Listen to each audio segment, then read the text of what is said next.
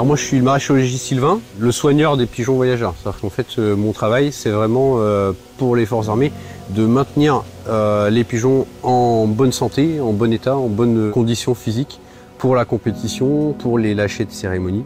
Je m'occupe aussi du musée et donc vraiment de la partie historique de la colombophilie. Le service colombophilie aux armées en France, il est né en 1870. Et donc en 1870, nous étions en guerre contre les Prussiens et Paris était assiégé. Donc le seul moyen de communication dont disposaient les Parisiens à l'époque, c'était l'utilisation des ballons dirigeables, puisque tout le reste était bloqué par les Prussiens. Donc en septembre 1870, un colombophile du Nord, Monsieur Leroy-Béag, en fait, reçoit l'ordre de joindre aux missives transportées par les ballons des pigeons voyageurs. Pendant la Première Guerre mondiale, on a développé le système de colombier mobile. Donc le colombier mobile, ce sont des espèces de caravanes ou des petits camions qui étaient spécialement équipés pour le transport de pigeons.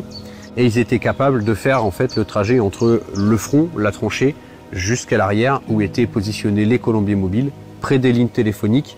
Les opérateurs pouvaient récupérer les messages sur les pigeons et transmettre le message au destinataire. Ensuite, pendant la Deuxième Guerre mondiale, c'est surtout les résistants qui vont utiliser les pigeons, notamment des pigeons anglais qui étaient parachutés par les Anglais au-dessus de la France. Et les résistants pouvaient récupérer les pigeons lors des parachutages, transmettaient des messages directement en Angleterre.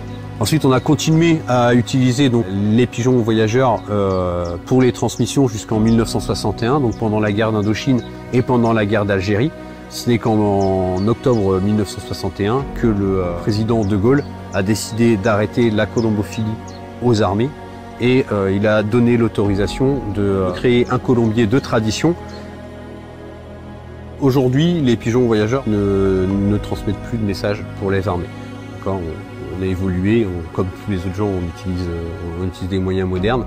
En 1961, quand le colombier a été créé, l'objectif était vraiment de garder des pigeons pour, en cas d'impulsion électromagnétique, si tous les moyens de télécommunication modernes avaient été détruits, les pigeons auraient pu prendre le relais et continuer leur mission de la Première et de la Deuxième Guerre.